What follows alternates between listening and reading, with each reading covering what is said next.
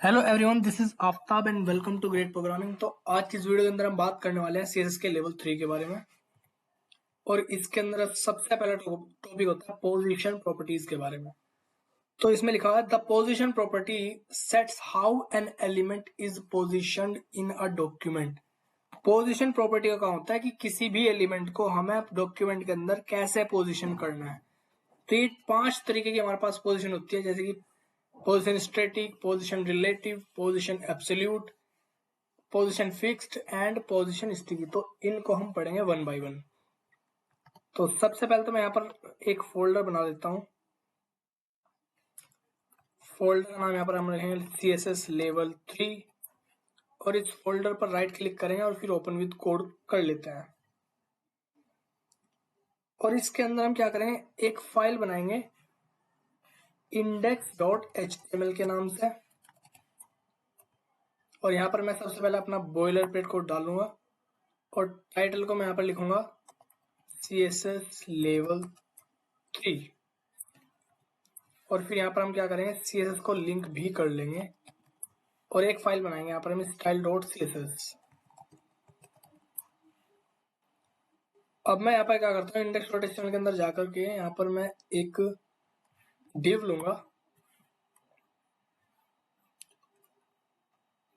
यहाँ पर मैंने 3 div ले लिए और इन तीनों को मैंने क्या किया, इन तीनों को मैंने आईडी दे दी अलग अलग। जैसे कि इसकी दे दी मैंने box 1, इसकी दे दी मैंने यहाँ पर box 2 और इसकी दे दी मैंने यहाँ पर box 3। अब यहाँ पर हम क्या करेंगे, कुछ स्ट्रिंग इनको दे देंगे। जैसे कि हमारे जो जितने भी div होंगे सबकी विड्थ कह दो 100 px और हाइट कह दो यहाँ पर 100 px और बैकग्राउंड कलर यहाँ पर कह दो, जैसे कि अभी बैकग्राउंड कलर मत दो, यहाँ पर बॉर्डर दे दो, बॉर्डर जैसे कि 2 px सॉलिड ब्लैक। तो तीनों div की हाइट और विड्थ 100 px हो जाएगी और बॉर्डर 2 px का आ जाएगा। अब क्रोम को ओपन करो और क्रोम के अंदर कंट्रोल ओ प्रेस करो और फिर जाओ डेस्कटॉप पर। यहाँ पर एक फोल्डर बना हुआ है लेवल 3 के नाम से, इस पर एक इंडेक्स वाली फाइल है, इसको ओपन कर लेंगे। ये कौन सा खुल गया, डेस्कटॉप पर CSS लेवल 3 और इसके अंदर ये वाली, ये ओपन करना है। तो देखो यहाँ पर हमारे 3 div आ चुके। इन तीनों को हम डिफरेंट बैकग्राउंड कलर ऐड कर देंगे। यहाँ पर बॉक्स 1 का बैकग्राउंड कलर यहाँ पर हम कह देंगे जैसे कि रेड, तो बॉक्स 1 का रेड आ गया।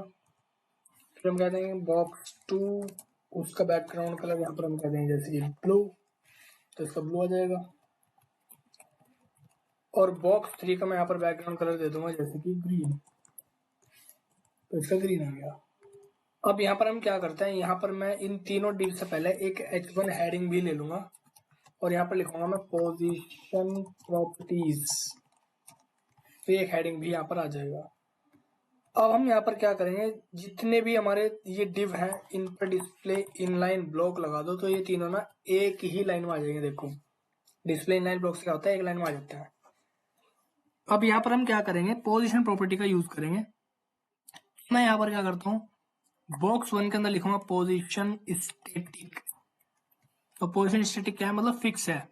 अगर मैं यहाँ पर लिख दूं टॉप 20 px, तो टॉप 20 px का मतलब है कि ये जो बॉक्स 1 है हमारा रेड वाला, ये टॉप से 20 px थोड़ा नीचे हो जाएगा। लेकिन यहाँ पर पोजीशन हमने स्टैटिक लगा रखा है, तो पोजीशन स्टैटिक का मतलब है फिक्स, जो कि चेंज नहीं होती। पोजीशन स्टैटिक के अंदर क्या होता है, top right bottom left Z index properties have no effect.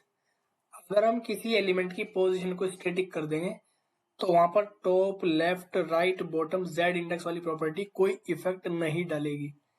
लेकिन अगर इसको मैं पोजीशन रिलेटिव कर दूं तो ये टॉप से ना 20 px हमारा नीचे आ जाएगा। देखो हल्का सा खिसक गया। अगर मैं यहाँ पर कहूँ कि लेफ्ट पे भी लगा दो, लेफ्ट कह दो 20 px, तो लेफ्ट पे भी थोड़ा सा खिसक जाएगा। देखो ये खिस गया। तो इसी तरीके से हमारा जो बॉक्स 2 है, अगर मैं इस पर लगाऊं पोजीशन एब्सोल्यूट, पोजीशन एब्सोल्यूट, तो पोजीशन एब्सोल्यूट का मतलब होता है रिलेटिव टू पेरेंट। और जैसे मैं यहाँ पर टॉप से 20 px कहूंगा तो ये ब्राउजर के हिसाब से चलेगा भी, क्योंकि ब्राउजर हमारा इसका पेरेंट है। देखो यहाँ पर ये जो हमारा बॉक्स 2 वाला div है ये बॉडी के अंदर है, तो बॉडी इस बॉक्स 2 का क्या है, पेरेंट है, और बॉक्स 2 बॉडी का क्या है, चाइल्ड है। तो ये जो पोजीशन एब्सोल्यूट हमने यहाँ पर लिखा, तो पोजीशन एब्सोल्यूट का मतलब है कि रिलेटिव टू पेरेंट। अगर हम लिखते हैं पोजीशन रिलेटिव, तो पोजीशन रिलेटिव होती है हमारी रिलेटिव टू इटसेल्फ। अब इसको फिर से समझो, यहाँ पर क्या बताया मैंने। अभी मैं यहाँ पे इसको हटा ही देता हूँ। तो ये हमारे बॉक्स कुछ इस तरीके से है और इसको भी मैंने कमेंट कर दिया। अभी देखो यहाँ पर हमारा रेड है और फिर ग्रीन, ब्लू है और फिर ग्रीन है।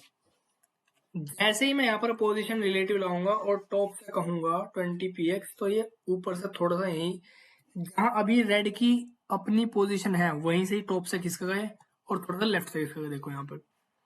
लेकिन अगर हम पोजीशन एब्सोल्यूट लगाते हैं तो पोजीशन एब्सोल्यूट का मतलब है रिलेटिव टू पेरेंट। तो बॉक्स टू का पेरेंट हमारा ब्राउजर है अभी फिलहाल, बॉडी है मतलब बॉडी। तो बॉडी तो यहाँ से शुरू हो रही है ना, जहां ब्राउजर की एक लाइन दिख रही है हल्की सी। ये देखो, जो ब्राउजर की हल्की सी हमें लाइन दिख रही है, ये है बॉडी। तो यहाँ से शुरू हो रही है हमारी बॉडी। तो जो ये हमारा बॉक्स टू है, ये टॉप से इसके हिसाब से चलेगा। बॉडी की जो लाइन है ना, ये बॉर्डर वाली हल्की सी, इसके हिसाब से चलेगा। देखो यहाँ पर ये। अब यहाँ पर अगर मैं लेफ्ट लगाऊं, लेफ्ट से कह दो 20px, तो जो ये हमारा बॉडी है, बॉडी का लेफ्ट तो बिल्कुल यहाँ से चलेगा ना, तो यहाँ से 20px थोड़ा सा लेफ्ट से खिसक जाएगा। देखो ये इस तरीके से हो रहा है। समझ गए बात। अगली प्रॉपर्टी होती है पोजीशन फिक्स्ड। इसको समझो यहाँ पर। अभी मैं यहाँ पर क्या करता हूँ, इसके बाद लोरम लगा देता हूँ काफी। लोरम इंटू 100, तो इससे क्या होगा, 100 पैराग्राफ आ जाएंगे। देखो यहाँ पर 100 पैराग्राफ आ गए।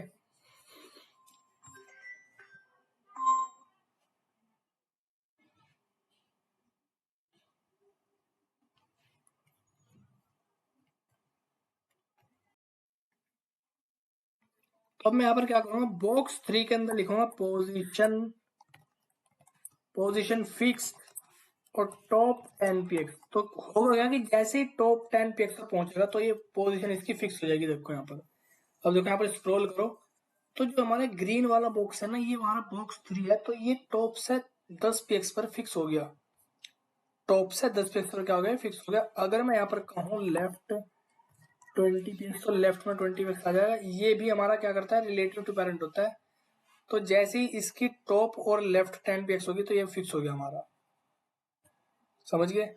और इसी तरीके से एक होता है पोजीशन इज टिकी। पोजीशन इज टिकी। अब देखो जैसे मैं 10px को स्क्रॉल करूंगा ना, अभी देखो यहाँ पर हमारा जब ग्रीन वाला बॉक्स है थोड़ा अपनी सही पोजीशन पे है। जैसे ही मैं थोड़ा स्क्रॉल करूंगा तो ये थोड़ा सा स्क्रॉल होगा।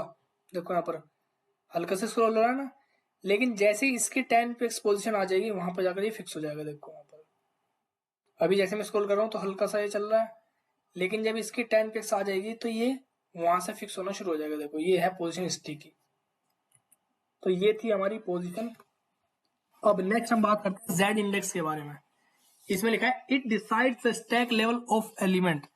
मतलब जेड इंडेक्स वाली जो प्रॉपर्टी है वो हमारे एलिमेंट का स्टैक लेवल डिसाइड करती है कि कौन सा हमारा एलिमेंट आगे आना चाहिए और कौन सा हमारा एलिमेंट पीछे आना चाहिए। अब इसका मतलब समझो यहाँ पर है क्या। अभी मैं यहाँ पर क्या करता हूँ, इनकी पोजीशन को अभी यहाँ पर मैं कमेंट कर देता हूँ सारी की सारी। ये पोजीशन, ये भी कमेंट और ये भी कमेंट कर देते हैं। अब ये जो तीनों बॉक्स हमारे एक लाइन में है। अब मैं यहाँ पर क्या करूंगा, जो हमारा बॉक्स 1 है उस पर मैंने लगाई पोजीशन रिलेटिव और टॉप से 20px, लेफ्ट से 20px। तो थोड़ा सा इधर आ चुका। अब यहाँ पर मैं क्या करता हूँ, टॉप की तो पोजीशन हटा ही दे रहा हूँ, लेफ्ट की मैंने थोड़ी सी और बढ़ा दी। तो ये हुआ क्या कि लेफ्ट ऐसे चला गया। अब देखो यहाँ पर जो ब्लू वाला बॉक्स है हमारा वो रेड वाले के नीचे चला गया। अगर मुझे ब्लू वाले को ऊपर लेके आना है तो मैं क्या करूंगा, ब्लू वाले का जेड इंडेक्स ज्यादा कर दूंगा। तो मैं यहाँ पर लिखूंगा जेड इंडेक्स और मैंने यहाँ पर कहा 30। तो देखो ब्लू वाला हमारा ऊपर आ जाएगा। इसमें लगा दो पहले पोजीशन रिलेटिव लगा दो इसमें। तो देखो ब्लू वाला हमारा ऊपर आ चुका है। जब तक हम पोजीशन रिलेटिव लगाएंगे तब तक ये ऊपर नहीं आएगा। अगर मैं बॉक्स 1 का जेड इंडेक्स कह दूं 40, तो ये ऊपर आ जाएगा। मतलब जिसका भी जेड इंडेक्स ज्यादा है वो एलिमेंट हमारा ऊपर रहेगा। नेक्स्ट है प्रैक्टिस सेट 5 के बारे में। इसके अंदर एक क्वेश्चन दिया हुआ है, create the following layout using the given HTML। मतलब हमें एक लेआउट बनाना है और उसने हमें HTML दे रखी है। तो सबसे पहले तो हम यहाँ पर क्या करेंगे, इन सबको कमेंट कर देते हैं। बीच में कमेंट लगी है तो इनको अभी के लिए मैं हटा दे रहा हूँ यहाँ से, या हटाओ मत, यहाँ पर इनकी कमेंट हटा दो और इनकी कमेंट हटा दो। अब सब पर यहाँ पर कमेंट लगा दो। और इसी तरीके से यहाँ पर इतना सारा जो हमने ये ले रखा है इनको अभी के लिए हटा दो और मैं इनको कर देता हूँ कमेंट। अब हमें प्रैक्टिस सेट को सोल्व करना है। तो सबसे पहले एक पैराग्राफ लगाओ जिसमें लिखता है लोरम इंटू 10, लोरम इंटू 10। चलो जी, नेक्स्ट हमें एक डिव बनाना है और डिव के बाद एक और पैराग्राफ लेना है जिसके अंदर भी हमें लोरम इंटू 10 ही लिखना होगा। तो ये कुछ इस तरीके से आ गया। देखो बीच में जरा सा गैप दिख रहा है, ये हमारा एक डिव है। अब आगे उसने क्वेश्चन में कहा कि give the div height and width and some background image, मतलब इस डिव को एक हमें हाइट देनी है और कुछ विड्थ देनी है और एक बैकग्राउंड इमेज सेट करनी है इसी डिव के अंदर। तो यहाँ पर मैं क्या करूंगा, ये जो हमारा डिव है इसकी विड्थ देता हूँ जैसे कि 200 px और हाइट देता हूँ मैं यहाँ पर 200 px और अभी के लिए मैं यहाँ पर बैकग्राउंड कलर देता हूँ जैसे कि रेड। ये बैकग्राउंड कलर इसका रेड हो जाएगा। देखो यहाँ पर हो गया। चलो अब हमें क्या करना है, इस div के अंदर हमें एक बैकग्राउंड में इमेज सेट करनी है। तो मैं यहाँ पर क्या करूंगा, सबसे पहले तो अपने फोल्डर के अंदर कोई इमेज को लेकर आऊंगा। तो चलिए मैं यहाँ पर कोई इमेज को लेकर आता हूँ, कहीं पे पड़ी हुई होगी हमारी इमेज पिक्चर्स के अंदर। यहाँ पर जैसे कि कोई भी रैंडम इमेज ले लेते हैं, जैसे कि मैं यहाँ पर ये ले लेता हूँ।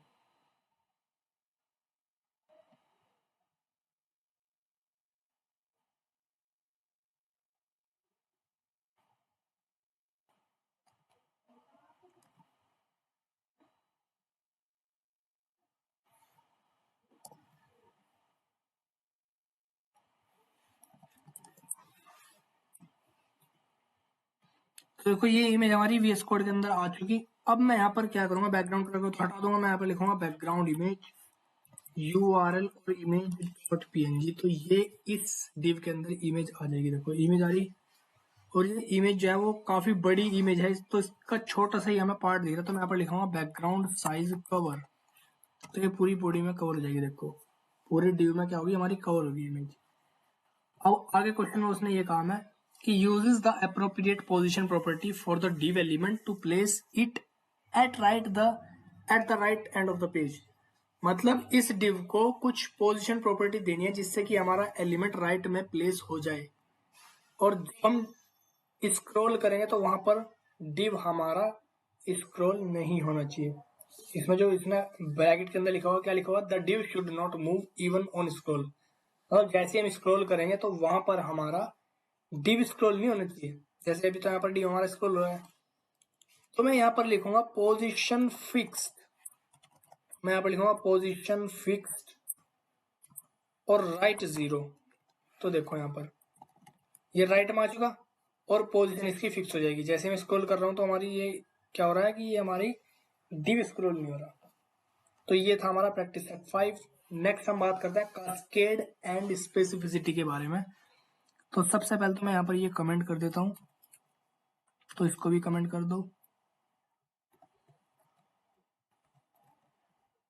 इसको हटा दो अभी के लिए, ये हम यहाँ से हटा देते हैं। Cascade and specificity. The cascade algorithm is the algorithm for solving conflicts where multiple CSS rules apply to an HTML element. जो कास्केडिंग होती है वो एक एल्गोरिथम है और ये इस प्रॉब्लम को सॉल्व करते हैं जब हम किसी एक ही HTML के एलिमेंट पर कई सारे CSS के रूल्स अप्लाई कर देते हैं और वहां पर एक प्रॉब्लम होती है कि कौन सा स्टाइल माना जाएगा। और इसको समझने के लिए हम क्या करते हैं, एक एग्जाम्पल लेते हैं। जैसे कि मैंने एक हेडिंग लिया यहाँ पर और इसमें लिखा मैंने दिस इज माई हेडिंग, और अभी के लिए यहाँ पर हेडिंग आ चुका है यहाँ पर। अब कास्केड को समझने के लिए हम क्या करते हैं, इस H1 को अभी के लिए एक क्लास दे देते हैं। जैसे कि क्लास दे देता हूँ मैं टेस्ट,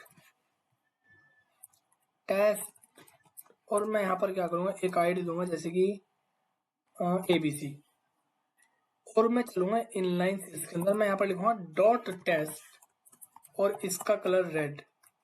तो देखो कलर इसका रेड हो जाएगा।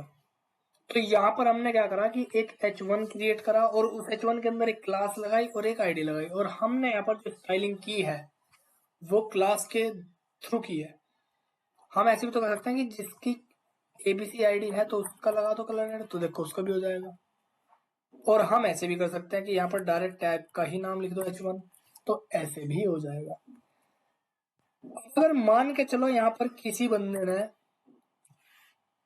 क्लास के द्वारा भी स्टाइलिंग कर दी और आईडी के द्वारा भी स्टाइलिंग कर दी और टैग के द्वारा भी स्टाइलिंग यहाँ पर कर दी, तो अब यहाँ पर क्या होगा? बात यह है कि अगर हमने किसी HTML एलिमेंट पर मल्टीपल सीरीज के रूल्स अप्लाई कर दिए तो वहां पर होता क्या है वो यहाँ पर कास्केडिंग के अंदर बताया गया है। The cascade algorithm is the algorithm for solving conflict where multiple सीरीज rules apply to an HTML element. अगर हम एक ही HTML एलिमेंट पर मल्टीपल सीरीज के रूल्स अप्लाई कर देंगे तो वहां पर क्या होगा, ये कास्केडिंग बता रही है। तो इसमें लिखा हुआ है if there are two or more CSS rule that point to the same element. अगर दो या दो से ज्यादा CSS के रूल्स सेम ही एलिमेंट को पॉइंट कर रहा है, then the selector with the highest specificity value will win and its style declaration will be apply to the element. तो होगा क्या कि अगर हमने एक ही HTML एलिमेंट पर मल्टीपल CSS के रूल्स अप्लाई कर दिए हैं तो जिसके पॉइंट्स ज्यादा होंगे वो विन करेगा वहां पर। अब पॉइंट्स का यहाँ पर क्या मतलब है वो समझते हैं। अब देखो यहाँ पर हमने क्या किया हुआ कि डॉट टेस्ट करा हुआ है और डॉट हैश ABC करा हुआ है और हमने यहाँ पर h1 का नाम यूज किया हुआ है।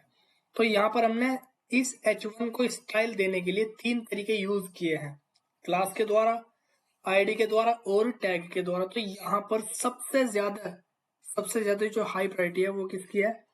वो है हमारी इस आईडी की। हैश ABC का मतलब क्या है? आईडी। तो आईडी की जो स्पेसिफिसिटी है वो सबसे ज्यादा है। अब अगर मान लो यहाँ पर आपने क्या किया हुआ है कि मान लो यहाँ पर आपने ये हटा दिया, तो यहाँ पर अब देखो कौन सा रूल अप्लाई होगा। अब यहाँ पर रेड कलर अप्लाई हो रहा है जो कि टेस्ट क्लास है। तो क्लास के अंदर और टैग के अंदर क्लास की स्पेसिफिसिटी ज्यादा है टैग से। लेकिन अगर हम यहाँ पर लिख रहे हैं मान लो आपने दो तरीके लगा दिए, क्लास के द्वारा और आईडी के द्वारा, तो अब यहाँ पर आईडी की मानी जाएगी क्योंकि आईडी की स्पेसिफिसिटी ज्यादा है।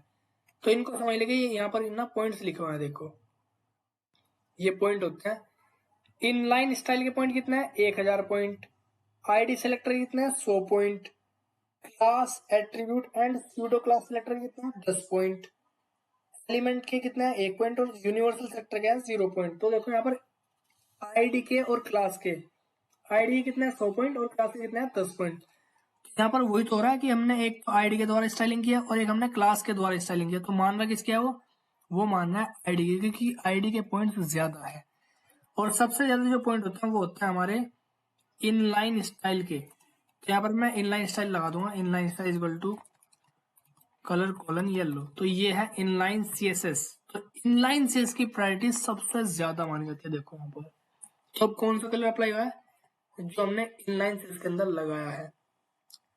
लेकिन इनलाइन CSS से भी ज्यादा पॉइंट होते हैं हमारे इंपोर्टेंट कीवर्ड के।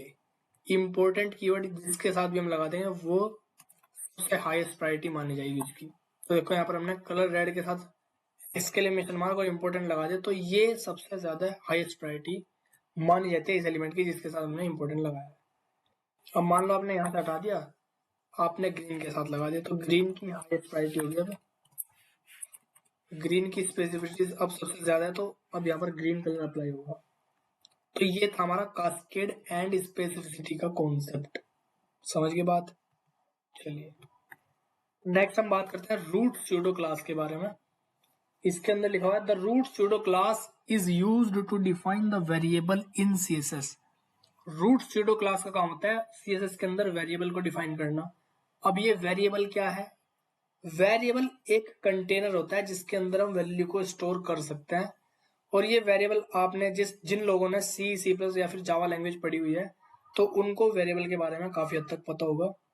लेकिन फिर भी हम यहाँ पर बता देते हैं, वेरिएबल एक कंटेनर होता है जिसके अंदर हम कोई भी वैल्यू स्टोर कर सकते हैं और बाद में उसकी वैल्यू को हम चेंज भी कर सकते हैं। अब ये बात यहाँ पर प्रैक्टिकल के साथ समझेंगे। यहाँ पर हम यहाँ पर क्या करेंगे, जैसे कि मैंने यहाँ पर एक हेडिंग बनाया, हेडिंग H1, और इसके अंदर लिखा मैंने हेडिंग 1, और एक मैंने यहाँ पर बनाया H2, इसके अंदर लिखा मैंने हेडिंग 2, और एक बनाया मैंने यहाँ पर पैराग्राफ। ठीक है, चलिए अब यहाँ पर हम क्या करेंगे, H1 को मैं यहाँ पर फॉन्ट साइज देता हूँ जैसे कि 30px, तो H1 का फॉन्ट साइज थोड़ा सा कम हो जाएगा, थोड़ा सा बढ़ा लो, इनका 50 कर लो, तो 50 में कुछ इतना हो जाएगा। और H2 का मैं यहाँ पर कहूँगा फॉन्ट साइज कर दो 42px, तो H2 का 42 हो जाएगा। और P का यहाँ पर मैं कह दूंगा 35px, तो P का यहाँ पर 35px हो जाएगा। अब मैं यहाँ पर क्या करता हूँ, तीनों के अंदर मैं लिख देता हूँ कलर कोलन रेड, तो तीनों का कलर क्या हो गया, यहाँ पर रेड कलर हो गया। अब देखो यहाँ पर तीनों को कलर रेड देने के लिए हमने क्या किया कि तीनों पर अलग अलग कलर वाली प्रॉपर्टी हमने यहाँ पर अप्लाई करी। तो इससे अच्छा तरीका है कि यहाँ पर आप एक रूट सूडो क्लास के अंदर एक वेरिएबल बना दो, dash dash colour colon red. ये यहाँ पर डैश डैश का मतलब है एक वेरिएबल हमने डिफाइन किया हुआ है। रूट सूडो क्लास का काम होता है वेरिएबल को डिफाइन करना, और वेरिएबल हमने बनाया कलर के नाम से जिसकी वैल्यू रेड है। रूट सूडो क्लास का काम क्या है, वेरिएबल को डिफाइन करना। वेरिएबल का नाम हमारा कलर है, यहाँ पर ये प्रॉपर्टी नहीं है, यहाँ पर एक कलर, ये एक वेरिएबल का नेम है। अगर हम डैश डैश डालते हैं तो मतलब ये प्रॉपर्टी का नाम है, लेकिन अगर हम डैश डैश के साथ कुछ भी नाम लिख रहे हैं मतलब वो वेरिएबल का नाम है, और उस वेरिएबल की वैल्यू हमने क्या दी, रेड दी। तो यहाँ पर हमने रेड कलर अप्लाई किया हुआ है, वहां पर हम क्या कर सकते हैं, हम लिखेंगे वेर फंक्शन और इसके अंदर वेरिएबल का नेम, तो यहाँ पर कलर रेड अप्लाई हो जाएगा। और इसी तरीके से यहाँ पर वेर फंक्शन और इसके अंदर वेरिएबल का नेम, और यहाँ पर वेर फंक्शन इसके अंदर डैश डैश कलर। तो देखो यहाँ पर कोई इफेक्ट नहीं पड़ा, कलर तब भी रेड है। लेकिन अगर मान के चलो यहाँ पर आप कलर रेड की जगह पे ब्लू करते हो तो सब पे यहाँ पर एक साथ चेंज हो जाएगा। देखो कितना यहाँ पर अच्छा तरीका है ये। और अगर मैं यहाँ पर ग्रीन करता हूँ तो सबका एक साथ चेंज हो जाएगा। तो हमें अलग से देने की जरूरत नहीं है कि पहले भाई यहाँ पे भी कलर ग्रीन चेंज करो, फिर यहाँ पर भी चेंज करो, यहाँ पर भी चेंज करो। बस यहाँ पर आप क्या करो, रूट सूडो क्लास के अंदर वेरिएबल बना के छोड़ दो, और उस वेरिएबल की जरूरत आपको जहां पर पड़ रही है वहां पर हम यूज कर सकते हैं।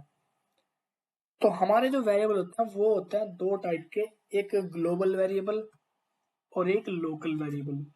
अब ये जो हमने रूट के अंदर बनाया ये होता है ग्लोबल वेरिएबल। इस ग्लोबल वेरिएबल को हम कहीं पे भी अप्लाई कर सकते हैं। मान के चलो आपने यहाँ पर एक बी टैग भी लगाया है और यहाँ पर लिख दिया बोल्ड, तो आप ना यहाँ पर बी टैग के अंदर भी इस कलर नाम के वेरिएबल को यूज कर सकते हो। हमने कहा बी के अंदर कलर लिख दो, वेर फंक्शन और डैश डैश कर दो। देखो बोल्ड का भी कलर हमारा ग्रीन हो जाएगा, दिखा है ना, बोल्ड का भी क्या हुआ, कलर हमारा ग्रीन हो चुका। लेकिन एक वेरिएबल होता है हमारा लोकल वेरिएबल, जैसे कि वो यही बनता है। हमने लिखा dash dash colour, dash dash colour मैंने यहाँ पर कहा जैसे कि ब्राउन, तो यहाँ पर बोल्ड का कलर ना ब्राउन हो जाएगा। देखो हो गया ब्राउन इसका। तो ये जो हम एलिमेंट के अंदर ही वेरिएबल बनाते हैं तो ये होता है लोकल वेरिएबल, और जो रूट सूडो क्लास के अंदर वेरिएबल बनता है उसे बोलते हैं ग्लोबल वेरिएबल। इस ग्लोबल वेरिएबल को तो हम कहीं पर भी अप्लाई कर सकते हैं, लेकिन ये जो लोकल वेरिएबल है कलर ब्राउन, ये सिर्फ यहीं पर अप्लाई होगा। अब मान के चलो यहाँ पर आपने रूट सूडो क्लास को डिफाइन ही नहीं किया, आपने रूट सूडो क्लास को डिफाइन नहीं किया, तो देखो यहाँ पर कलर ग्रीन ना सिर्फ इसका हो रहा है, बोल्ड का कलर जो यहाँ पर ब्राउन हो रहा है वो सिर्फ बोल्ड का हो रहा है, बाकी इनका नहीं हो रहा। क्योंकि यहाँ पर जो हमने बोल्ड के अंदर एक वेरिएबल बनाया कलर के नाम से, वो एक लोकल वेरिएबल है जो कि सिर्फ यही बी के अंदर तक ही यूज हो सकता है। समझ रहे हो बात।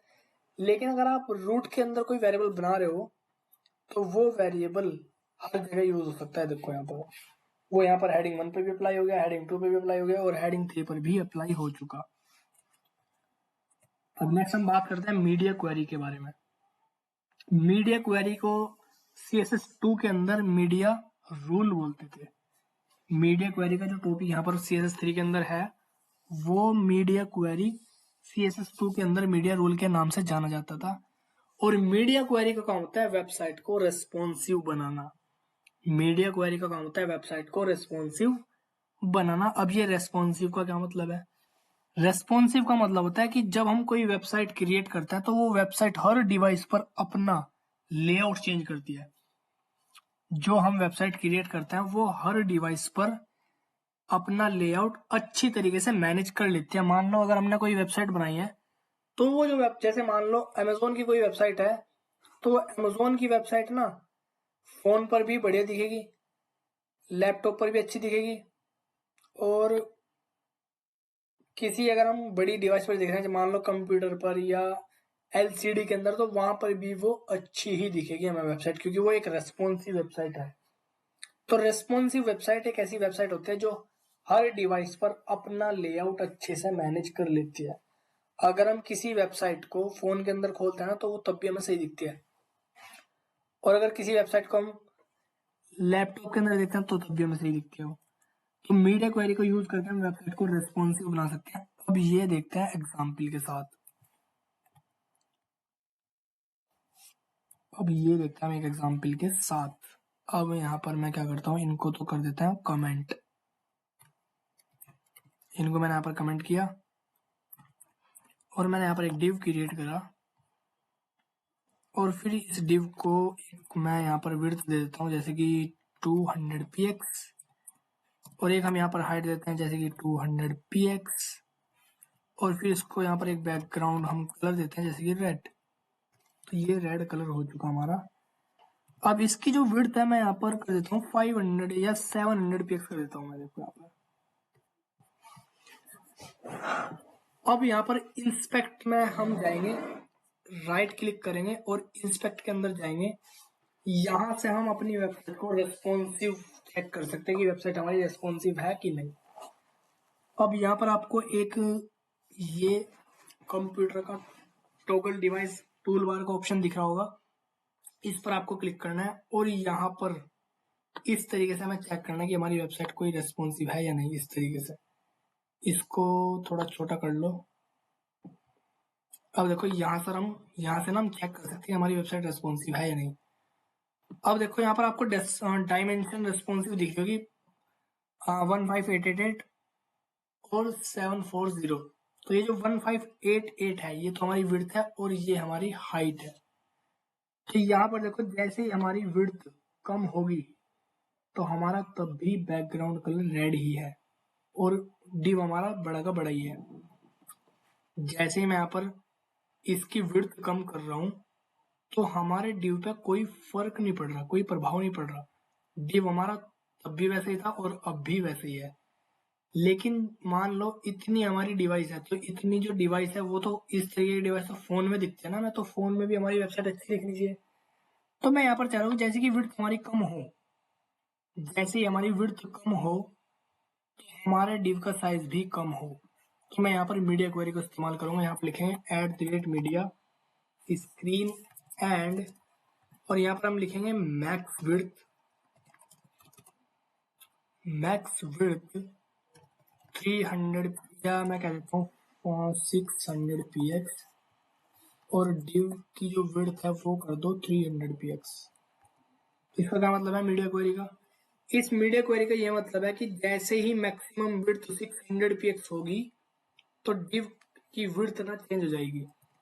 अब देखो यहाँ पर अभी डिव की विड्थ कितनी है 1245।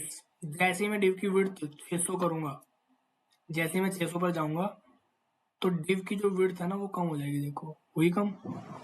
देखो यहाँ पर अभी हमारे डिव की विड्थ कितनी है 700 px। अभी यहाँ पर ना विड्थ मैं यहाँ पर 150 कर देता हूँ 150।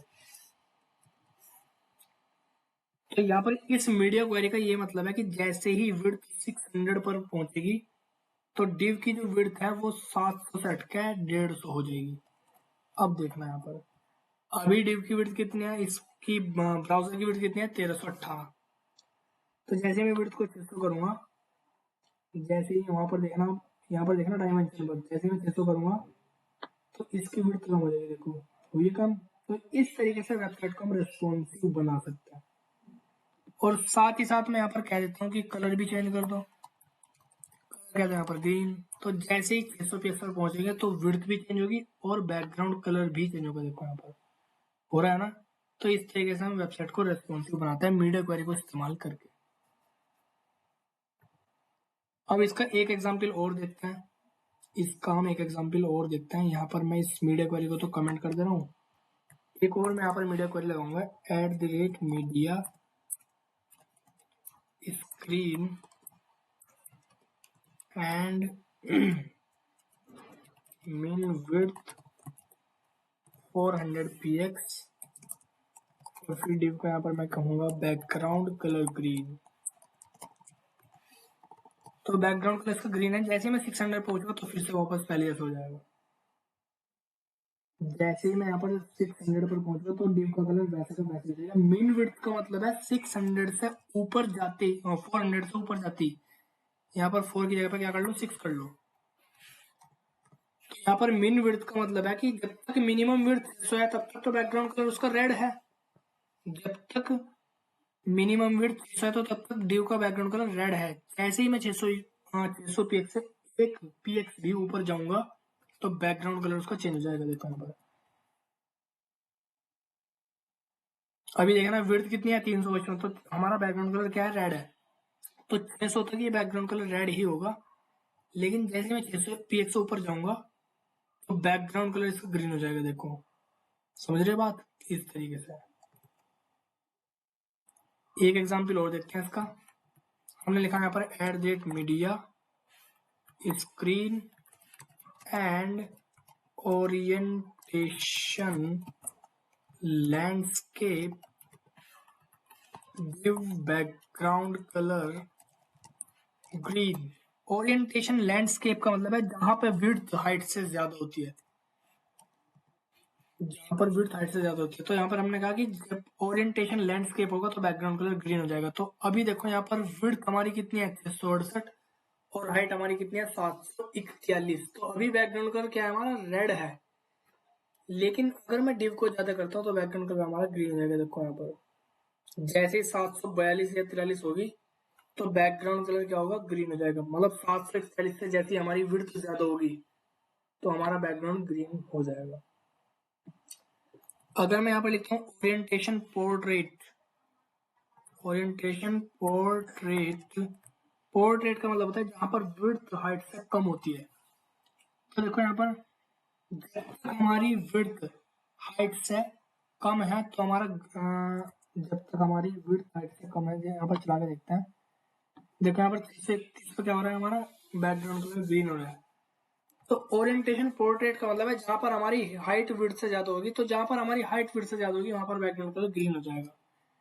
अभी देखो यहाँ पर हाइट कितनी है, 741, और विड्थ कितनी है, 631। तो हाइट हमारी ज्यादा है ना, तो बैकग्राउंड कलर ग्रीन है। लेकिन जैसे ही हाइट कम होगी, देखो अभी हमारी हाइट कम होगी तो बैकग्राउंड कलर रेड है। ओरिएंटेशन लैंडस्केप का मतलब होता है जहां पर हमारी विड्थ हाइट से ज्यादा होगी वहां पर बैकग्राउंड कलर ग्रीन हो जाएगा। जैसे यहाँ पर हो रहा था, हमने लिखा ओरिएंटेशन लैंडस्केप, तो जहां पर हमारी विड्थ हाइट से ज्यादा होगी वहां पर ये बैकग्राउंड कलर अप्लाई हुआ। लेकिन ओरिएंटेशन पोर्ट्रेट का क्या मतलब है, ओरिएंटेशन पोर्ट्रेट का मतलब है कि जहां पर हमारी हाइट ज्यादा होगी विड्थ से तो वहां ही बैकग्राउंड कलर अप्लाई होगा। तो ये था मीडिया क्वेरी का कॉन्सेप्ट। अब नेक्स्ट हम बात करते हैं सीएसएस के अंदर साइजिंग यूनिट्स के बारे में।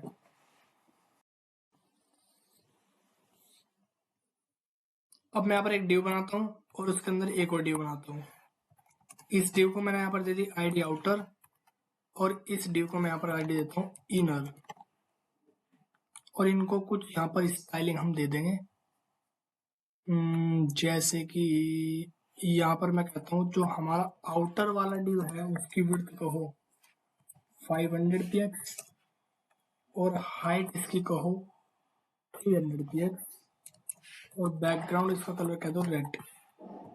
और इसी तरीके से मैं कहूँगा यहाँ पर जो हमारा इनर वाला डिव है इसकी विड्थ कहो, इनर वाला जो डिव है इसकी विड्थ कहो 100 px, और हाइट इसकी कहो 100 px, और बैकग्राउंड कलर इसका कहो यहाँ पर ब्लैक। तो देखो यहाँ पर, तो यहाँ पर ये जो रेड वाला बैकग्राउंड, हाँ रेड वाला जो हमारा डिव है वो तो आउटर है, और जो ब्लैक वाला जो डिव है वो हमारा यहाँ पर क्या है, इनर वाला डिव है। तो यहाँ पर हमने जो आउटर वाले डिव को हाइट और विड्थ दिया है वो px के अंदर दिया है, जो कि एक यूनिट है हमारी साइजिंग यूनिट। और इनर वाले डिव को जो हमने विड्थ दिया है वो भी क्या दिया है, पिक्सल में दिया है। तो ये मैं ना परसेंट में भी दे सकता हूँ। तो अगर मैं यहाँ पर कहूँ 100%, तो 100% का मतलब है अपने पेरेंट का 100% ये ले लेगा। तो देखो इसने क्या करा कि अपने पेरेंट का 100% ले लिया, और इसी जगह से मैं यहाँ पर कहूँ 100%, तो ये अपने पेरेंट की 100% ले लेगा। लेकिन अगर मैं कहूँ यहाँ पर अपने पेरेंट का 90% हाइट ले लेगा, तो देखो 90% हाइट ले ली इसने। इसी जगह से अगर मैं कहूँ 50%, तो यहाँ पर इनर वाला जो डिव है वो अपने पेरेंट मतलब आउटर वाले डिव के हिसाब से हाफ विड्थ ले लेगा, देखो यहाँ पर। और यहाँ पर भी इसी जगह मैं कहूँगा 50, तो ये आ जाएगा इस तरीके से। तो परसेंट वाली जो यूनिट है वो पेरेंट के अकॉर्डिंग काम करती है। अब अगली यूनिट होती है हमारी VW और VH। VW का मतलब व्यू पोर्ट विड्थ और VH का मतलब व्यू पोर्ट हाइट। अब इसको समझो, यहाँ पर इनको कमेंट कर दिया मैंने, और मैंने यहाँ पर क्या किया कि एक डिव बनाया, और इस डिव को मैंने कहा कि विड्थ कर दो 100 VW और हाइट कर दो 100 VH, और बैकग्राउंड कलर यहाँ पर रेड कर दो। व्यू पोर्ट विड्थ का मतलब है कि हर डिवाइस पर इसकी विड्थ 100% रहेगी। देखो इसने पूरे ब्राउजर की यहाँ पर इसने विड्थ हाइट ले ली। यहाँ पर VW का मतलब है व्यू पोर्ट विड्थ। VW का मतलब क्या है, व्यू पोर्ट विड्थ। और व्यू पोर्ट का मतलब होता है कि हर डिवाइस पर, व्यू पोर्ट का मतलब क्या है, हर डिवाइस पर 100% ही ये हमारी विड्थ लेगा। और VH का मतलब क्या है, view port height. View port का क्या मतलब है कि हर डिवाइस पर ये डिव 100% ही रहेगा, चाहे वो फोन हो चाहे वो लैपटॉप। यहाँ पर सेट करो तो देखो जब हमारी मैं यहाँ पर रेस्पॉन्सिव पर क्लिक करता हूँ, मैंने यहाँ पर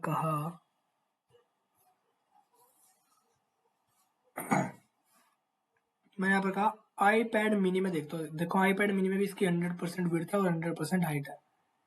और जैसे मैं यहाँ पर आईफोन SE पर क्लिक करूँगा तो 100% विड्थ है और 100% हाइट है। और जैसे मैं यहाँ पर किसी और पर क्लिक करूँगा,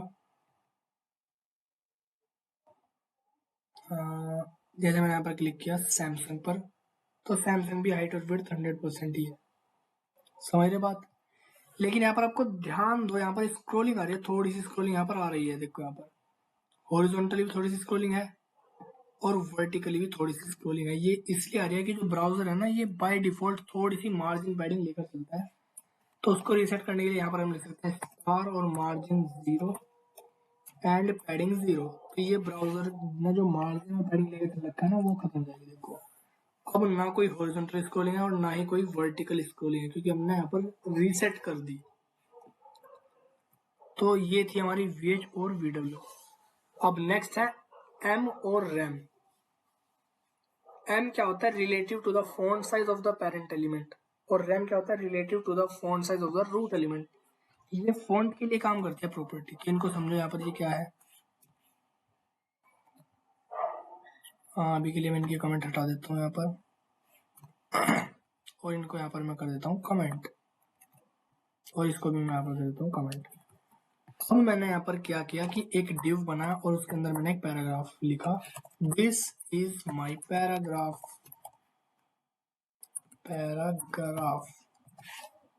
तो देखो यहाँ पर ये आ चुका। अब मैं यहाँ पर क्या करूंगा, अब मैं यहाँ पर कहूंगा जो हमारा डिव है उसका बैकग्राउंड कलर रेड कर दो। तो डिव का बैकग्राउंड कलर क्या हो जाएगा, रेड हो जाएगा। देखो अब हम यहाँ पर क्या करेंगे, फॉन्ट साइज लिखेंगे। जो हमारा पैराग्राफ है उसका फॉन्ट साइज कर दो 20 px। तो पैराग्राफ को फॉन्ट साइज क्या हो जाएगा, 20 px। देखो बढ़िया। यहाँ पर बाय डिफॉल्ट फॉन्ट साइज होता है 16 px। देखो यहाँ पर मैं क्या करता हूँ, अभी इसको ना कमेंट कर देता हूँ। अब इसको मैंने कमेंट कर दिया। तो font size by default 16 px होता है। कैसे चेक करेंगे, इस ब्राउजर पर राइट क्लिक करो और फिर इंसर्ट कर दो, और फिर यहाँ जो रेस्पॉन्सिव वाला बटन है ये वाला, इसको तो बंद कर दो। इसके लेफ्ट में जो ये बटन दिख रहा है यहाँ पर, इसको क्लिक कर दो और फिर यहाँ पर ना माउस को लेकर जाओ। देखो यहाँ पर पैराग्राफ का यहाँ पर आपको फॉन्ट साइज दिख रहा है कितना, 16px। इस पैराग्राफ का फॉन्ट साइज कितना दिख रहा है, 16px। लेकिन अगर मैंने यहाँ पर क्या किया, फॉन्ट साइज 20px, तो इसका फॉन्ट साइज थोड़ा सा बढ़ा। तो देखो अब यहाँ पर कितना फॉन्ट साइज है, 20px दिख रहा है। फॉन्ट साइज कितना है, 20px। अब अगर मैं यहाँ पर मान के चलो, मैंने यहाँ पर किया div के अंदर मैंने कहा फॉन्ट साइज 20px और फिर मैंने कहा p के अंदर फॉन्ट साइज 2m। मैंने क्या किया, div के अंदर फॉन्ट साइज 20px करा और p के अंदर फॉन्ट साइज 2m करा। 2m का यहाँ पर मतलब होता है 16 इंटू 2px। 2m का यहाँ पर मतलब है 16 इंटू 2px। 16 यहाँ पर क्यों किया हमने, और 16 नहीं सॉरी 20px, 20 इंटू 2। तो ये इसका यहाँ पर मतलब होता है कि जो हमने 2m करा यहाँ पर, तो ये 2m वाली जो यूनिट है वो अपने पेरेंट के अकॉर्डिंग काम करती है। अब ये देखो, ये जो p हमारा एलिमेंट है, ये इस div वाले एलिमेंट का क्या है, चिल्ड्रन है। तो div इसका क्या हुआ, पेरेंट हुआ। हमने div का फॉन्ट साइज कितना कहा, 20px। फिर हमने कहा p का फॉन्ट साइज कर दो 2m। मतलब m का मतलब है कि जितना इसके पेरेंट का फॉन्ट साइज है उसका इतने गुना। m का यहाँ पर क्या मतलब है कि जितना इसके पेरेंट का फॉन्ट साइज है उसका इतने गुना। तो यहाँ पर दुगना हो जाएगा, मतलब 40px हो जाएगा। देखो यहाँ पर 40px, चेक करो 40px। हाँ देखो यहाँ पर 40px आ रहा है। यहाँ पर देखो, अगर मैं यहाँ पर कहूँ कि इसका फॉन्ट साइज 13px, तो यहाँ पर पैराग्राफ का फॉन्ट साइज 26px हो जाएगा। देखो चेक करो यहाँ पर 26px है। हाँ बिल्कुल है। इसी जगह से मैं यहाँ पर कह सकता हूँ 1.5m। मैं यहाँ पर कह सकता हूँ 1.5m, मतलब 1.5 गुना। देखो यहाँ पर पैराग्राफ का कितना हो गया, 1.5 गुना, मतलब 19.5px। और एक प्रॉपर्टी होती है रूट m, मतलब REM। ये जो REM है ना, ये रूट एलिमेंट के अकॉर्डिंग काम करती है, मतलब HTML के अकॉर्डिंग। देखो यहाँ पर अभी मैंने कहा HTML का फॉन्ट साइज कर दो 10px और फिर मैंने यहाँ पर कहा इसका 3 रेम कर दो। तो अब ये div के हिसाब से नहीं चलेगी, अब ये चलेगी अपने रूट एलिमेंट के हिसाब से, क्योंकि रूट m वाली प्रॉपर्टी हमने यहाँ पर अप्लाई की है।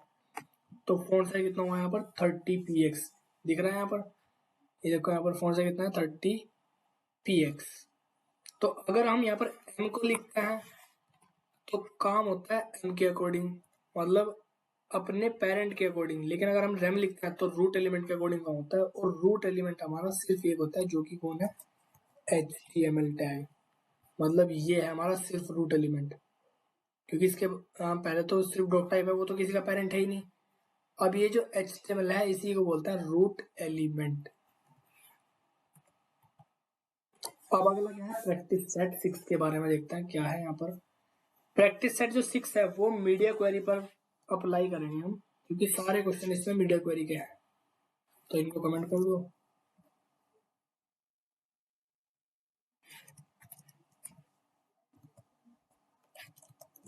तो मैंने सब कुछ कहा दिया, इसको इंस्पेक्ट को कर देंगे यहाँ पर बंद।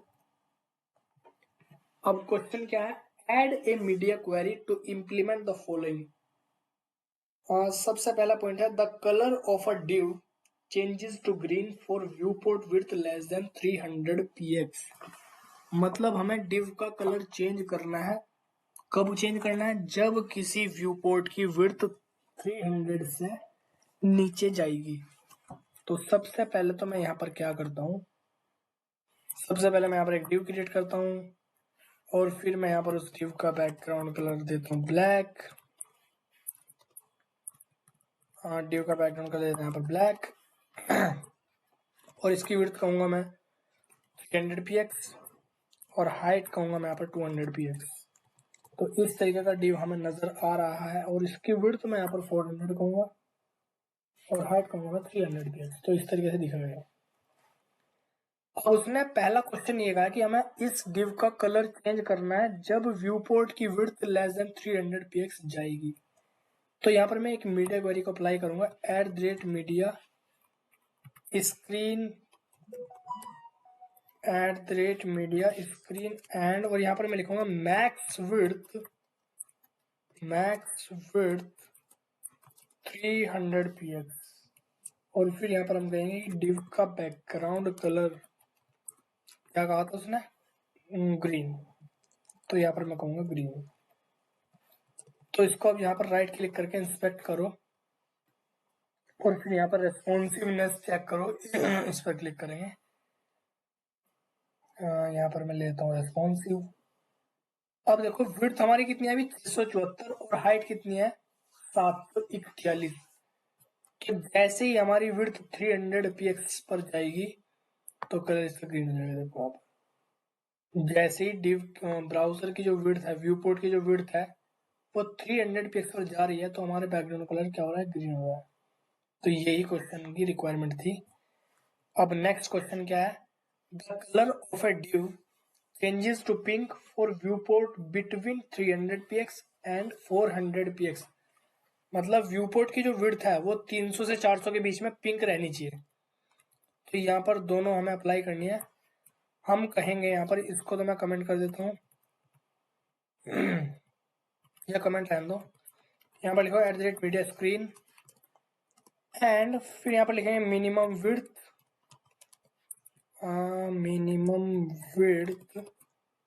300 px and maximum width 400 px, और फिर हम यहाँ पर कहेंगे कि डिव का जो बैकग्राउंड कलर है,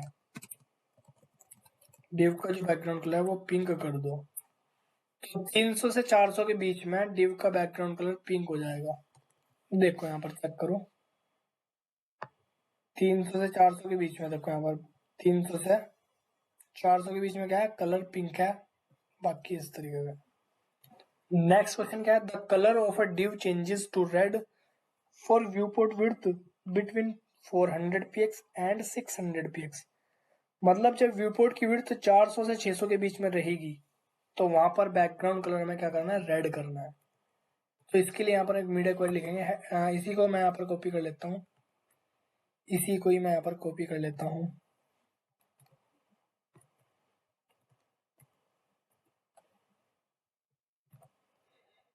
और यहाँ पर कह दो 400 px, यहाँ पर कह दो 600 px और बैकग्राउंड कलर कह दो रेड।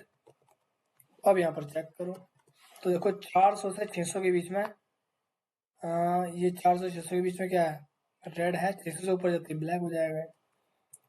नेक्स्ट क्वेश्चन क्या है, the colour of a div changes to blue for width about 600 px। मतलब 600 px से ऊपर जैसे ही हम जाएंगे तो बैकग्राउंड का कलर ब्लू हो जाना चाहिए। तो यहाँ पर हम लिखेंगे @media screen and minimum width 600 px, और फिर यहाँ पर हम कहेंगे डिव का बैकग्राउंड कलर कह दो ब्लू। तो जैसे ही 600 px से ऊपर जाएंगे, चेक करो 600 px से ऊपर जैसे जाएंगे तो बैकग्राउंड में कलर क्या हो गया, ब्लू हो गया। देखो यहाँ पर चेक करो 631 है ना, 600 से नीचे रेड, तो ये 400 से 600 के बीच में रेड ही रहेगा। ये 400 से 600 के बीच में रेड ही रहेगा, और 300 से 400 के बीच में पिंक रहेगा और बाकी ग्रीन, और 600 से ऊपर जाती है ब्लू हो जाएगा। तो ये सारे क्वेश्चन हमने यहाँ पर सोल्व कर दिए हैं। नेक्स्ट हम बात करते हैं स्यूडो एलिमेंट के बारे में। स्यूडो एलिमेंट के बारे में, इसको मैं यहाँ पर करता हूँ कमेंट, इसको मैंने यहाँ पर कर दिया कमेंट, इसको भी मैंने यहाँ पर कर दिया कमेंट। अब स्यूडो एलिमेंट पढ़ते हैं। यहाँ पर हम, मैंने एक पैराग्राफ लिखा यहाँ पर लोरम, मैंने एक पैराग्राफ लिखा यहाँ पर लोरम, और फिर मैंने इसको बंद कर दिया। अब अगर मैं यहाँ पर कहूँ कि पैराग्राफ का कलर कर दो रेड, तो पूरे पैराग्राफ का कलर रेड हो जाएगा। अगर मैं यहाँ पर कहूँ फॉन्ट साइज कर दो 20 पिक्स, तो पूरे पैराग्राफ का कलर रेड हो गया और फॉन्ट साइज 20 पिक्स हो गया। लेकिन ये प्रॉपर्टी मुझे सिर्फ पहले ही लेटर पर करनी है। फॉन्ट साइज थोड़ा सा और बढ़ा दो। मैं क्या चाहता हूँ कि कलर रेड और फॉन्ट साइज 40 पिक्स इस पैराग्राफ के सिर्फ पहले लेटर पे होने चाहिए, एल पर। तो मैं यहाँ पर एक स्यूडो एलिमेंट लगाऊंगा फर्स्ट लेटर, तो देखो यहाँ पर ये प्रॉपर्टी सिर्फ पहले लेटर पर ही लगी है।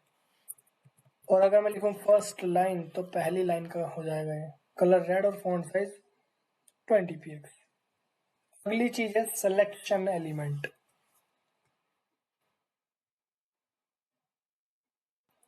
तो अभी देखो जैसे मैं माउस से इस पैराग्राफ को सेलेक्ट कर रहा हूं तो बैकग्राउंड में कलर ब्लू आ रहा है और टेक्स्ट का कलर व्हाइट आ रहा है। ये भी चेंज कर सकते हैं हम, ये भी हम चेंज कर सकते हैं। मैं यहाँ पर लिखूंगा कि पैराग्राफ सिलेक्शन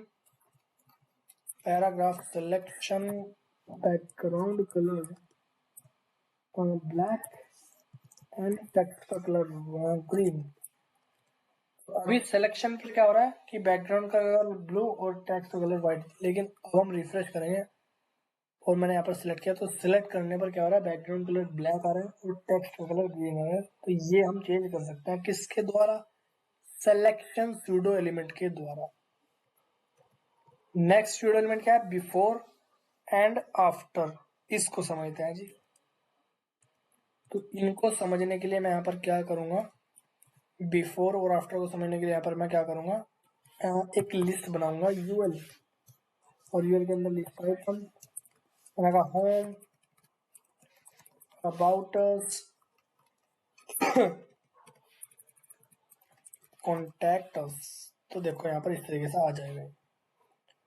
अब यहाँ पर आप नोट करो तो ये जो लिस्ट है हमारी अनऑर्डर लिस्ट है और यहाँ पर बराबर में ना डिस्क आ रहे हैं, डिस्क बोलते हैं इनको, डिस्क। तो यहाँ पर ये डिस्क की जगह पर मैं यहाँ पर क्या क्या लिख सकता हूँ, मैं यहाँ पर लिख सकता हूँ यूएल के अंदर लिस्ट स्टाइल टाइप सर्किल कर सकता हूँ, सर्किल तो सर्किल हो जाएगा। मैं यहाँ पर कर सकता हूँ स्क्वायर, तो स्क्वायर हो जाएगा। उसके बाद मैं यहाँ पर कर सकता हूँ नन, तो गायब हो जाएंगे। अब मैं यहाँ पर चाहता हूँ कि मुझे यहाँ पर इस लिस्ट के अंदर कस्टम ऐड करने हैं।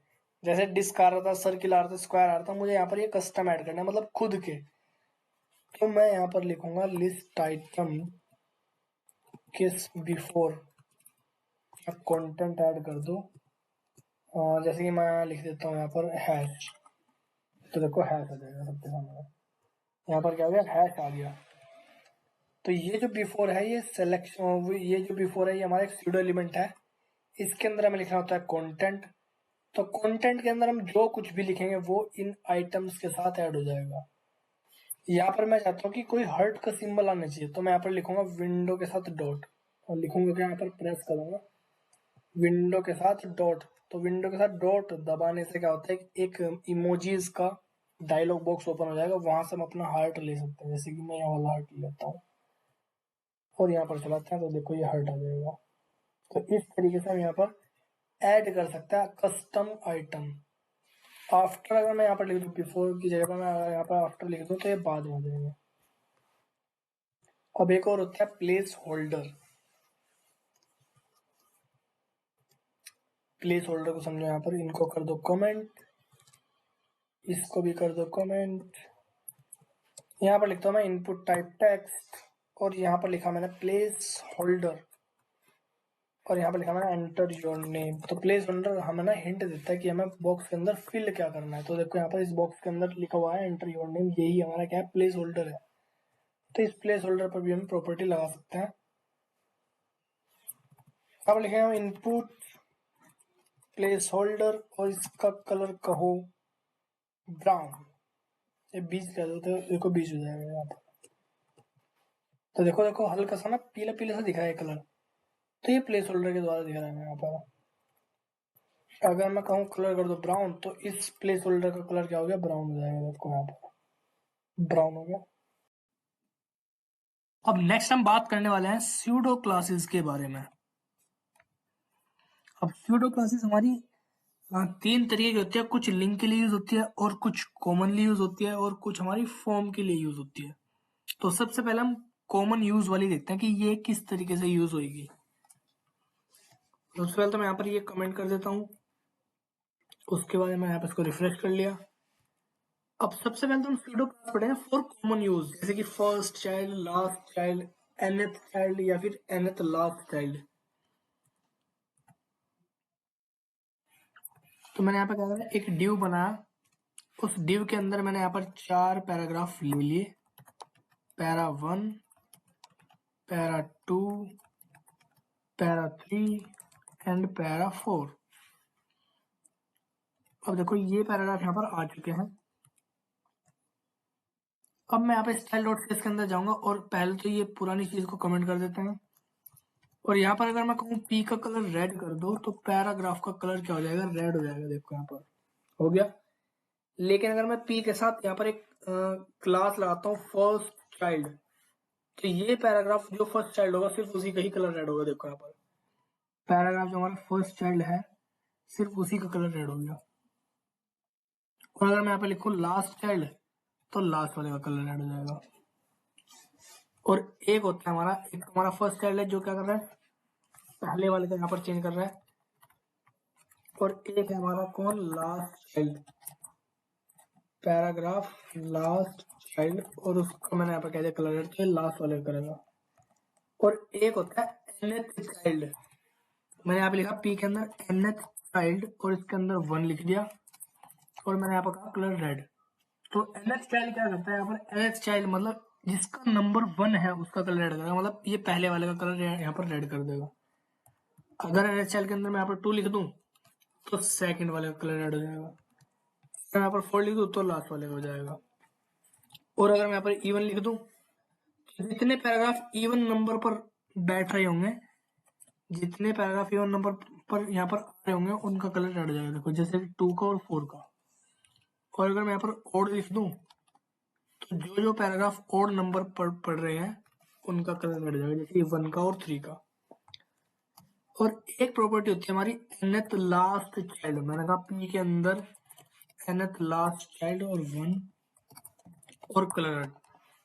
तो nth लास्ट चाइल्ड ना पैराग्राफ को लास्ट से पहला देखेगा। अब यहाँ पे देखो ये जो हमारे पैराग्राफ है इनमें लास्ट से पहले नंबर पर कौन है, 4, तो देखो इसको हो जाएगा। अगर मैं यहाँ पर कहूँ 2 तो ये लास्ट से सेकंड वाला देखेगा, मतलब 3, तो देखो 3 कलर रेड हो जाएगा। तो ये थी हमारी pseudo classes for common use. अब हम बात करते हैं फॉर लिंक यूज, कि लिंक के लिए कैसे यूज करते हैं हम स्यूडो क्लासेस को।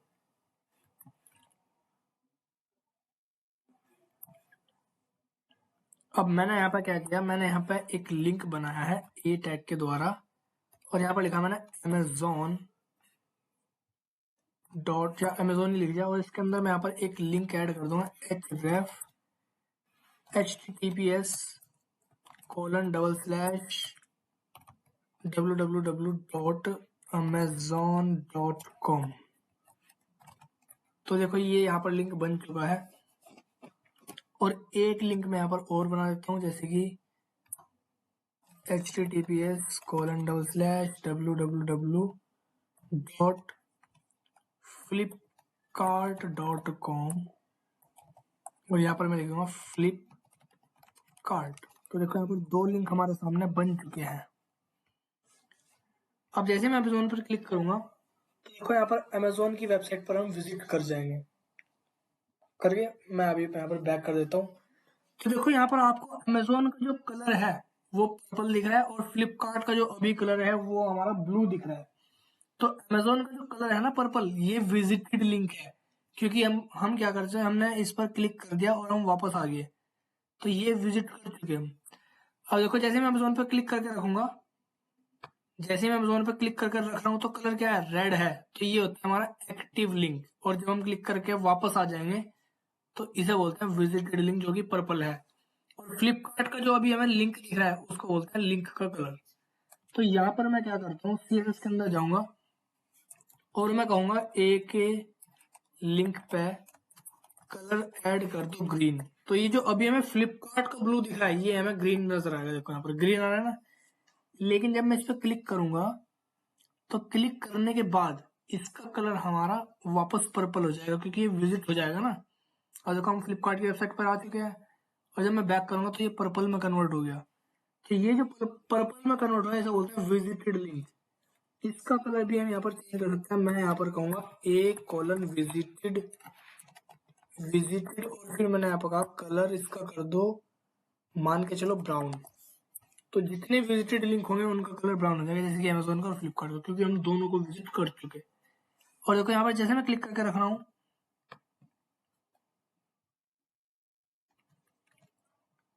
अभी मैं क्या करता हूँ, इनको कमेंट कर देता हूँ, इसको मैंने कर दिया कमेंट। अब देखो जैसे मैं ये वापस पर्पल हो गया क्योंकि हमने प्रॉपर्टी हटाई थी। जैसे मैं क्लिक करके रखूंगा तो इसका कलर क्या है, रेड है। जैसे मैं इस पर क्लिक करूंगा तो इसका कलर क्या है, रेड है। तो ये एक्टिव लिंक होता है, तो इसको भी हम यहाँ पर चेंज कर सकते हैं। मैं कहूंगा A:एक्टिव, और फिर इसका कलर क्या दूंगा मैं यहाँ पर, मान लो येलो। मतलब जिस पर हम क्लिक करके माउस को रखेंगे उसका कलर येलो हो जाएगा। देखो मैं माउस को क्लिक करके रख रहा हूँ तो ये क्या है, फ्लिपकार्ट का येलो आ जाएगा। अब इसी जगह से अगर मैं यहाँ पर क्लिक करके रखूँ तो ये भी येलो है, और जब हम क्लिक करके छोड़ देंगे वापस आएंगे तो वो पर्पल में कन्वर्ट हो जाएगा, क्योंकि जो ये विजिटेड लिंक है हमारा। अब कुछ हम बात करने वाले हैं, जैसे एक तो यहाँ पर होवर छुट्टी गई। होवर वाली प्रॉपर्टी तो ये आपको पता ही है किस तरीके से यूज होती है। मैं यहाँ पर एक बटन बनाऊंगा, बटन पर लिखूंगा मैं यहाँ पर क्लिक मी, और उसके बाद मैं यहाँ पर एक बटन पर क्लास ऐड कर दूंगा, सूडो होवर क्लास। और मैं यहाँ पर कहूँगा बैकग्राउंड कलर इसका कर दो ब्लैक, टेक्स्ट का कलर कर दो व्हाइट। तो इससे क्या होगा, जैसे हमारा एक बटन है और बटन पर जैसे मैं माउस को लेके जाऊंगा तो ये कलर चेंज हो जाएगा। देखो होवर बोलते हैं इसको, तो ये होवर से होता है सूडो क्लास। तो हम बात करते हैं pseudo classes for form use.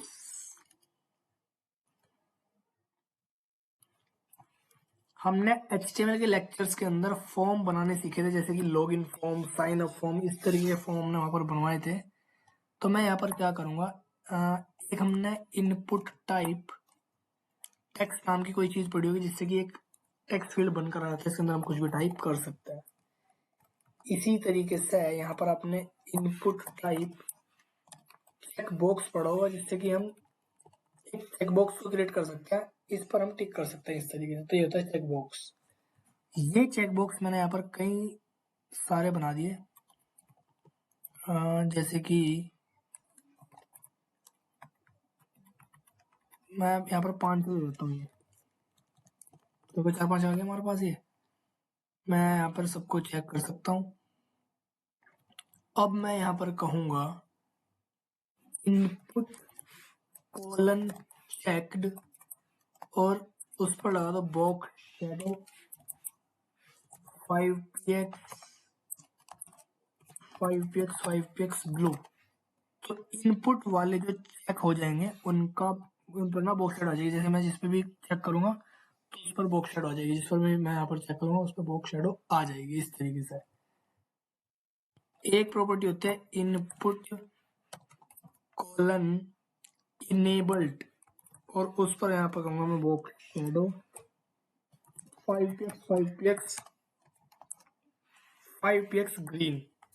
तो जितने भी हमारे इनेबल्ड चेक बॉक्सेस होंगे उन पर ये प्रॉपर्टी ऐड हो जाएगी। देखो सारे हमारे इनेबल ही है, सारे के सारे हमारे बॉक्सेस इनेबल है, तो सब पर ये अप्लाई हो चुकी।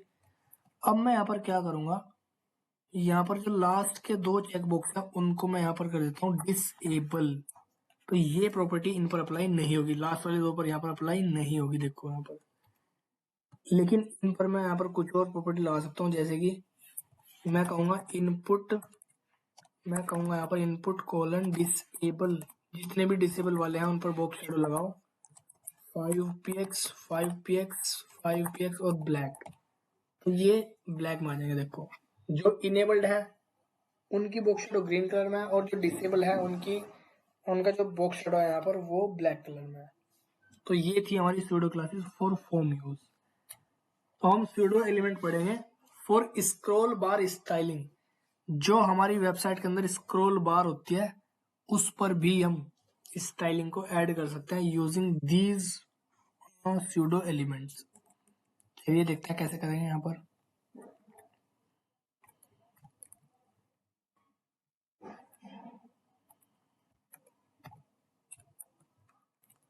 अभी मैंने यहाँ पर सब कुछ हटा दिया, तो ये रिफ्रेश कर दिया और ये खाली हो चुका। अब सबसे पहले तो मैं यहाँ पर क्या करूंगा, सबसे पहले तो मैं index.html के अंदर जाकर लोरम लिख लूंगा, लोरम इंटू 100। तो काफी सारा कंटेंट हमारे पास आ जाएगा, जिससे कि हमारी स्क्रॉलिंग आ जाएगी। देखो ये स्क्रॉलिंग हमारे सामने आ चुकी है। अब ये जिस पर मैं स्क्रॉल करके रख रहा हूँ उसको बोलते हैं स्क्रॉल बार ट्रैक। तो यहाँ पर मैं अब लिखूंगा, मैं एक काम करता हूँ, यहाँ पर ये लाइन कॉपी करूंगा। चलो कॉपी क्या करो, यहाँ पर लिख ही दो, जैसे कि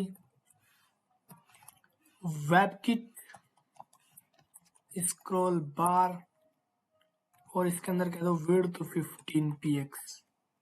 तो देखो जो हमारी स्क्रॉल बार है वो 15 px उसकी विड्थ हो चुकी है, और वो अभी नजर नहीं आ रही क्योंकि हमें और प्रॉपर्टी यहाँ पर ऐड करनी पड़ेगी।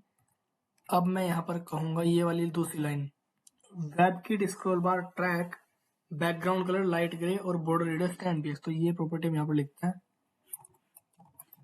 वेबकिट स्क्रॉल बार ट्रैक, यहाँ पर क्या करना है, बैकग्राउंड कलर लाइट ग्रे और border radius 10 px। Background colour यहाँ पर कहते हैं लाइट ग्रे और बॉर्डर रेडियस 10 px। तो देखो यहाँ पर एक ट्रैक आ गया हमारे पास, स्क्रॉल बार का एक ट्रैक आ गया, और इसकी यहाँ पर देखो बॉर्डर रेडियस में 10 px हो चुकी है। और मैं अभी के लिए क्या करता हूँ, बैकग्राउंड कलर कुछ और देता हूँ, जैसे ये लाइट ग्रीन, ये काफी सही कलर है। तो देखो यहाँ पर लाइट ग्रीन कलर हमारा आ गया। यहाँ पर एक चीज और होती है, वेबकिट स्क्रॉल बार थंब, और यहाँ पर मैं कहूंगा कि इसका जो बैकग्राउंड कलर है वो कर दो यहाँ पर येलो। तो देखो एक थंब आ जाएगा येलो कलर का, जो बीच में ये आता है ना, ये तो ये थंब आ गया हमारे पास येलो कलर में। इस पर मैं यहाँ पर कह सकता हूँ कि इस पर लगा दो बॉर्डर रेडियस, जैसे कि 15 भी है। देखो इसकी भी यहाँ पर बॉर्डर रेडियस आ चुकी है। और ये जो हमारा ट्रैक है ग्रीन कलर में, इसका बैकग्राउंड कलर भी मैं कुछ और दे सकता हूँ, जैसे कि मल्टीपल कलर दे सकते हैं इसको। तो मल्टीपल कलर देने के लिए लिखेंगे हम बैकग्राउंड सिर्फ बैकग्राउंड, ना कि बैकग्राउंड कलर। और फिर यहाँ पर लिखेंगे लीनियर ग्रेडियंट, उसके अंदर मैं 3-4 कलर दे दूँ, जैसे कि रेड, ग्रीन, येलो, ब्लू। तो मल्टीपल कलर आ जाएंगे हमारे ट्रैक के अंदर। देखो यहाँ पर मल्टीपल कलर आ चुके हैं हमारे इसके अंदर। तो ये थी हमारी pseudo elements for scroll bar styling, और इसी के साथ हमने अपनी CSS का लेवल 3 कंप्लीट कर लिया है। Okay, thank you so much.